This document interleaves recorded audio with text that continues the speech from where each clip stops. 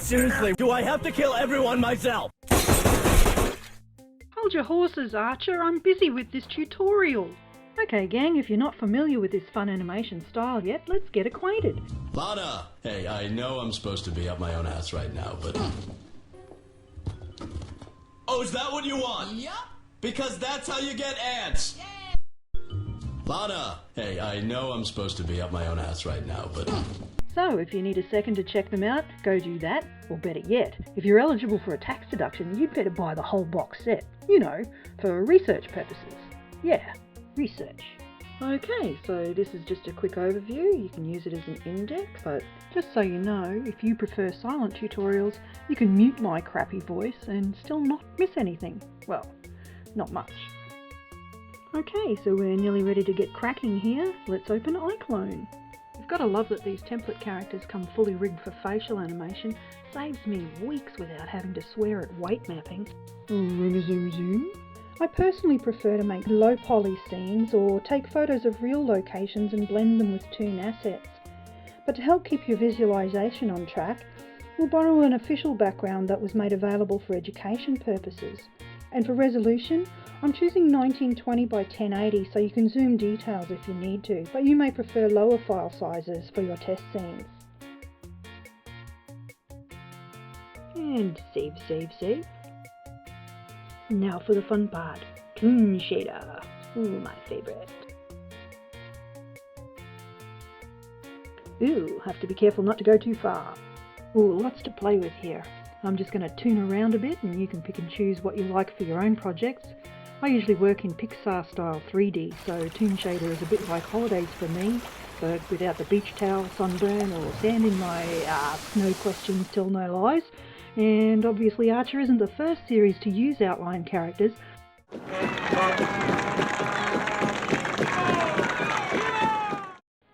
Like that bunch and many, many more. But they do certainly use 3D rigging style to great effect, so I said to myself, why not try it the other way with 3D avatars? Now I'm just cleaning up some kooky outlines that we don't need. This is a pretty cool trick for normal hair in realistic or Pixar style animations too, all with one simple click. Don't miss it.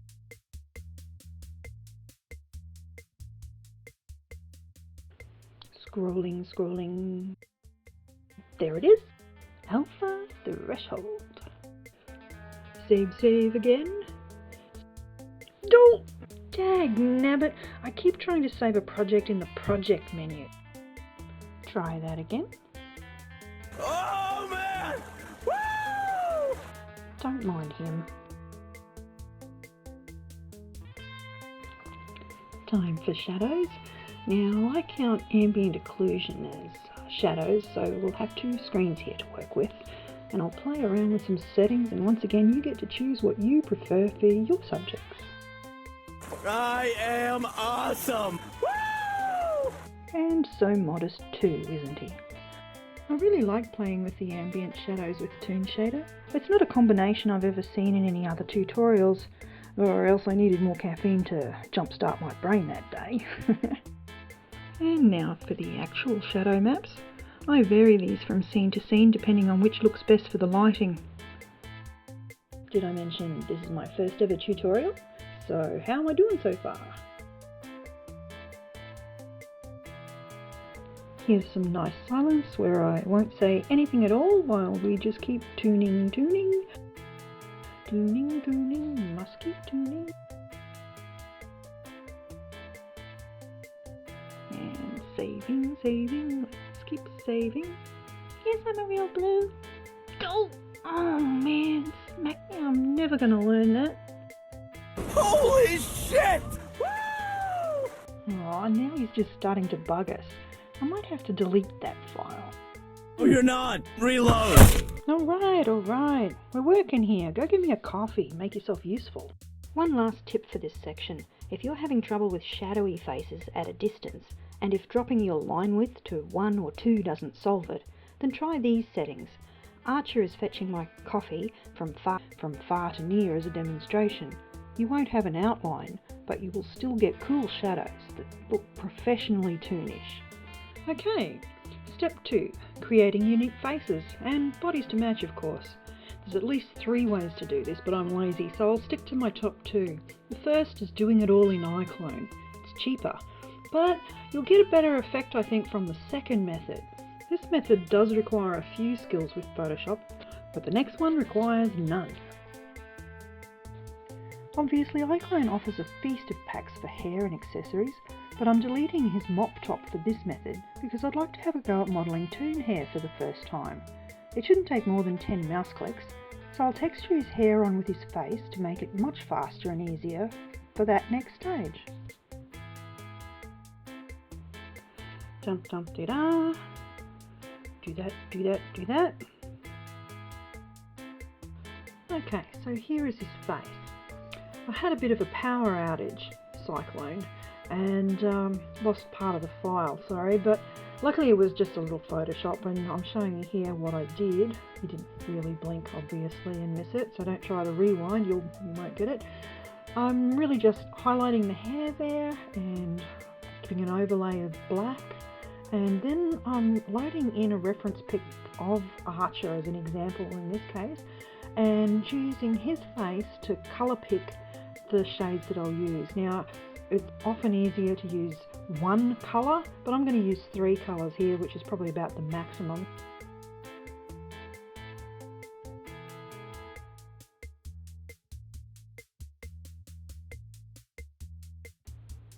Time to check position or reposition the brows here. Very important to ensure that they're symmetrical or near to it, even though very few people actually have a symmetrical face, because brows that are crooked or uneven for an avatar can have an impact on your character's default expression. One raised brow and they could be permanently inquisitive, or too low and they're grumpy or creepy.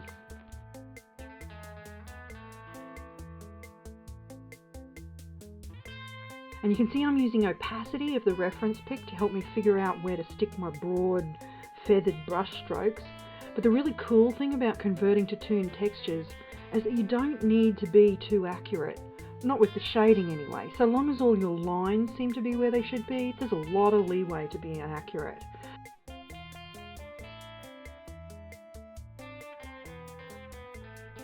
Now I'll just delete all of the eyebrow shadows and toon lines around the eyes.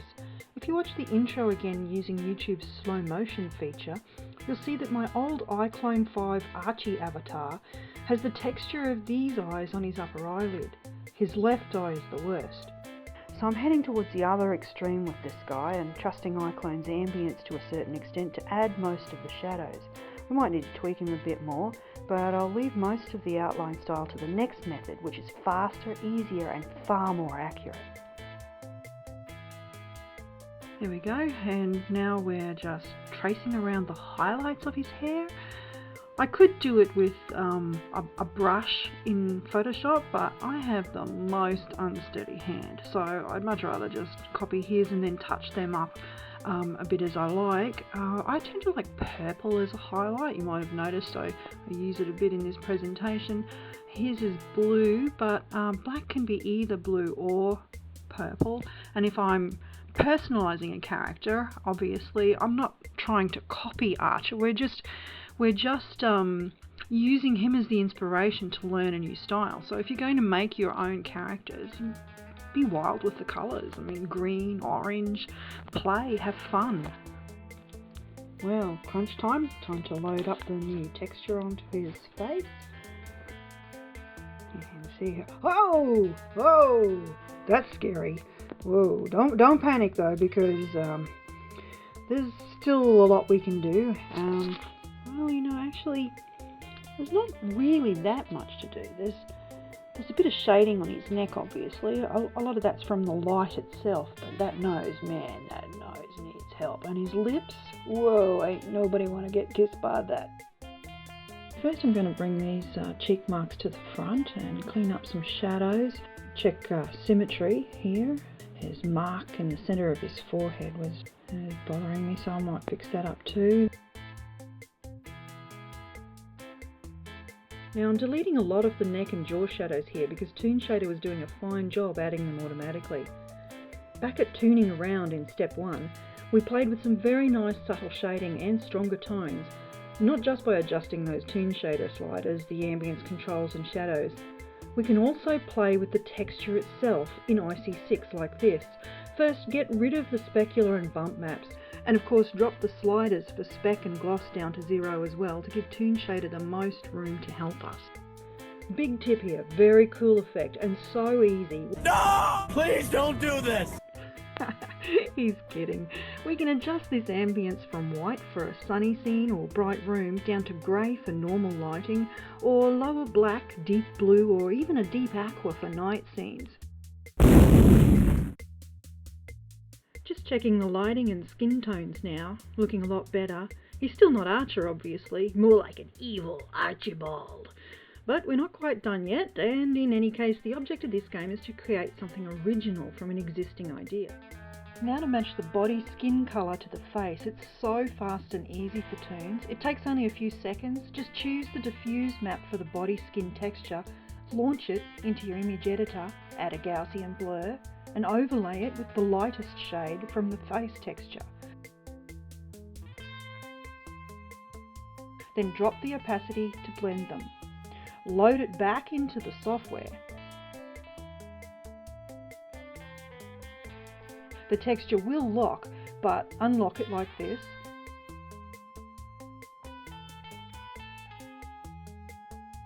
Delete any speck or bump maps.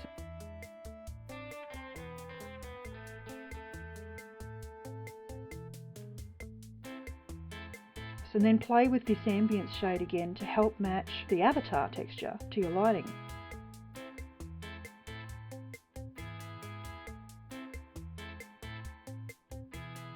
And save.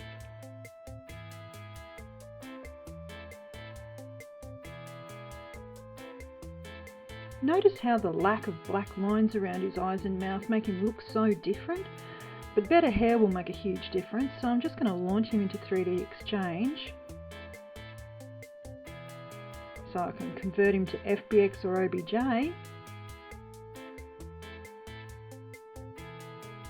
It looks pretty cool, skeleton included. And load him into modelling software.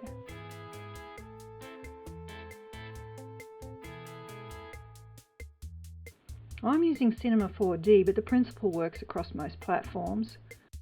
Select all the polys where the hair will be. Use a knife like this one to create more if they're not in the right place.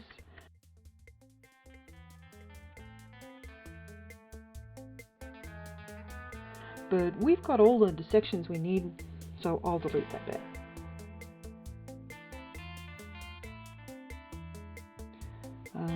Duplicate selection to create the new prop.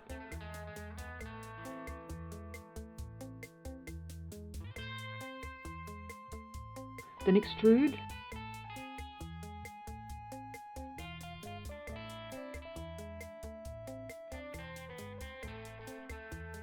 And voila! My first Toon hair.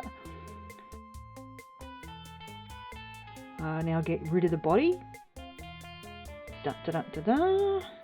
Get rid of all these textures we don't need anymore. We'll just whip up a texture for the hair using the face diffuse by replacing the pink skin with black to match the hair. We could just use the face texture as it is, but I'm pretty sure the pink skin will appear along the extruded edge, and I want this prop for my permanent library, so... Oh look, it's fixed already. Told you it was quick. Now we just take that texture, load it onto our material ball, drop the material ball onto the prop, and we're done here. And congratulations, you've just made it through the hardest part. The rest is a breeze. Export the prop back out to 3D Exchange as an FBX, OBJ, or I personally prefer 3ds for this stage. Don't fret over the hidden polys. They'll be inside the avatar's head, so you don't really need them. But if, like me, you want them anyway to avoid any hard-to-see glitches later, just tick the double-sided box down here for the texture. Better than expected. No obvious glitches, at least. Now I'm exporting as a prop to iClone.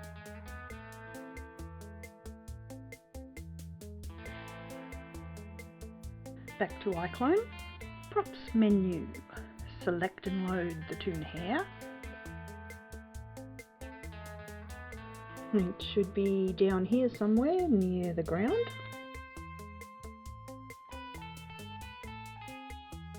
Oh, I should have adjusted the pivot in 3D Exchange. Well, then you're obviously an idiot. Yeah, probably, but I can do it now in iClone. And I need to readjust the size because there's a scale difference between my Cinema 4D and iClone that I haven't adjusted for yet.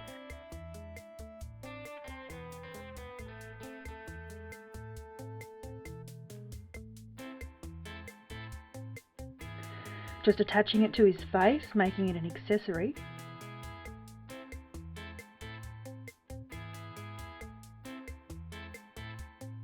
And saving the accessory for use with other avatars later.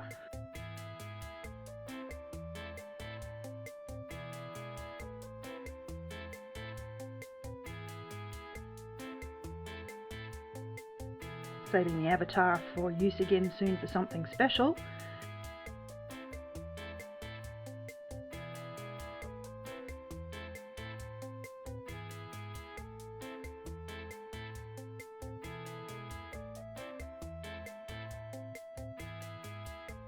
And saving the project. So save, save, and save again.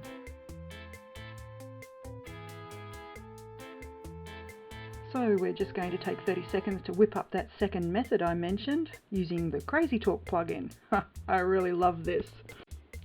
I could have just launched this guy into Crazy Talk, but I prefer to start from scratch without any facial morphs. You'll soon see why. This little help wizard is female. Does that make her a witch? Whiz, whiz, whiz, whiz. We need the top of his skull, not his hair. 15 seconds and all the toonish outlines are all in the right place, more or less. Now to tighten up. Whiz, whiz, whiz. Whiz, whiz, whiz, whiz.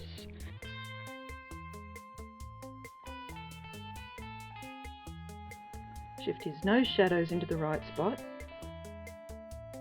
Make sure there's no faint breaks in his lip texture. And test calibration. Open his mouth to check those lip lines. They seem okay. Now eyes. Let's close the eyes and blink the eyes. Let's look up, down, left, right, and roll the eyes. This next test is optional but fun, so let's do it. Cool, got to be happy with that in such a short time. We finished here minutes ago, but let me show you one more fun trick for toons with textures. If The Simpsons made millions with yellow characters and Avatar made a fortune with blue, maybe there's a shade here waiting for you. I'm a poet and didn't know it. Now, we could dress him up and play with different hairstyles while we're here, but I've got something special in mind, so let's save his face and send him to Character Creator. I have to open him manually here because I have more than one version running at the moment. Choose a body template that's more suitable than this default lady. Zoom, zoom, zoom. Load the face we just made in Crazy Talk. Delete any speck or bump maps we don't need. Or if you have a hero shirt off scene, then maybe you do want a cute hairy chest with the bump and speck maps toned down a little or blurred instead of deleted. As every girl knows, all heroes need a shirt off scene, or a torn shirt, wet shirt, but today we'll be using high-necked collars, so I want his body a little darker than his face so his neck and hands look better. Do-do-do-do-do. Now just loading that texture back in, deleting more speck and bumps and zeroing their sliders. You may not need to override the individual diffuse or ambient shades for your texture. Ew, that's a little too dark for this lad. So, tweak, tweak, tweak. It'll look odd here for a second, but just stay with me. Somewhere around here. Still a bit dark for this project. So let's play with the actual texture shades. Oh, not those. We need to scroll up. Click on the diffuse to make sure it's selected and open the texture editor, the recolorer, and play till we find something we like. It's a bit hard to tell without a toon shader option in Character Creator. Generally these colours seem lighter with the shader on, and clothes obviously. Remember, it's mainly neck and hand colours we care about today. Getting close, almost anything around these shades would be fine. For hair, let's see how he looks with a black scalp, like the stage before we made the extruded toon accessory. This face diffuser's new, so we'll need to whip up a new one. Just trace where we want his hair to be and overlay black again. And yes, we could leave him bald for the next stage, but a black scalp can sometimes help under thin strands of hair, so let's try it. With his highlights, of course, in case we need those. Dum dum da da. Do that, do that, do that. Yep, okay. And save. Reload. Without clothes, his skin still looks a bit pink and dark, so let's dress him up and see what huge difference it makes. There's no toon shader in CC yet, so if the shadows here are distracting too, just choose an HDRI that has light pointing the right way. I use number 2. Trying to learn different techniques, so let's choose realistic hair to toonify this time. These hair packs have at least 2 layers starting with scalp, which we already did manually, but this is how anyway, and do the same for the actual hair texture too. Gotta love the name of this hair, by the way. They call it the pompadour. I'm sorry, that's a funny word. Yep. Now to make Archer's favourite shirt style, a turtleneck. I didn't invent the turtleneck, but I was the first to recognize its potential as a tactical garment. Tactile neck. We're learning so much today. I don't have a tactile neck in my library, but we can tweak this business shirt. Oh man, I just lost power again, so I made up new texture maps on my laptop by deleting all the buttons, cuffs and collars. I could make a cloth neck in Cinema 4D like I did with the toon hair, but I have a party pack here with this collar. Now change the colours, but don't worry too much about exact colours or textures yet. We need toon shader in iClone to finish that part. For now we just need to get close, and since real black never looks great in film, it just needs a touch of blue or purple or whatever, I'm using a grey tinge. And let's give him some pants so I can scroll down without blushing. I'm such a delicate flower. And shoes, and save. Oh man. Sorry, I lost power while I was saving. Had to start again. His shoulders still look like stiff cotton, but before we morph any mesh, I'll try to conform first to remove most collisions between layers and hopefully save time later. Then select the shirt and switch to edit mode. We need to make sure the selection arrow is checked. Then we can control click drag to choose the polys that we need to move. Oh, I had backface selected, so I grabbed more than I needed. Shift him round so I can see and switch to the move tool. Do any little bits we can see. Da-da-da-da. And now for those shoulders. Backface on, soft selection on, low fall off, and grow. And smooth. Oh wow, that was painless. I could drag horns or warts or any kind of wild thing now. Wahoo! Oh, nearly forgot to fix this sleeve. And check our new mesh works properly by loading a few calibration poses. No breakthroughs under strain. Wait, here comes the biggest part. Pardon the pun. If male animators can go wild with chest sizes for girls with their warrior bras and other wobbly bits, it's only fair, right? Warrior bras. Nothing can hurt me today. I'm wearing my warrior bra. Invincible.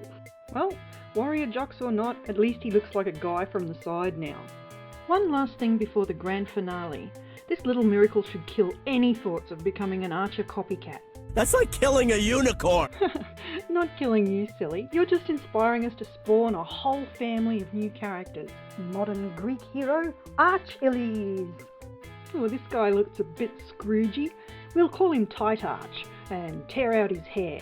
But we've still got facial texture with the black scalp. That can help us avoid thin hair glitches, but we'll swap it out for now. Oh, it's a good thing you're not really related to her. Right? How scary would that be? Well, your crew are all good lookers, so I'm going for the opposite. I could spend more time morphing her shirt so her chest doesn't hang out like a hooker in lycra, but she's a hooker in lycra. Oh my god, I can't believe they fell for that. Okay, they know how to do everything now. Let's speed this up.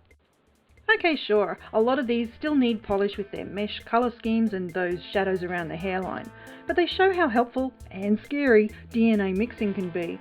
I'm not trying to put any traditional animators out of work, quite the opposite. I'd love to corner them at a Comic-Con to ask if this could help make more episodes, more money, faster. As a family of fans, we just can't get enough. But I also hope that this style of workflow can help make animation of fresh news story ideas more affordable for small indie studios. The easier it gets on the technical side, the more energy can be focused on juicier plot twists and characters. That's how it seems. And we're done here, so let's party!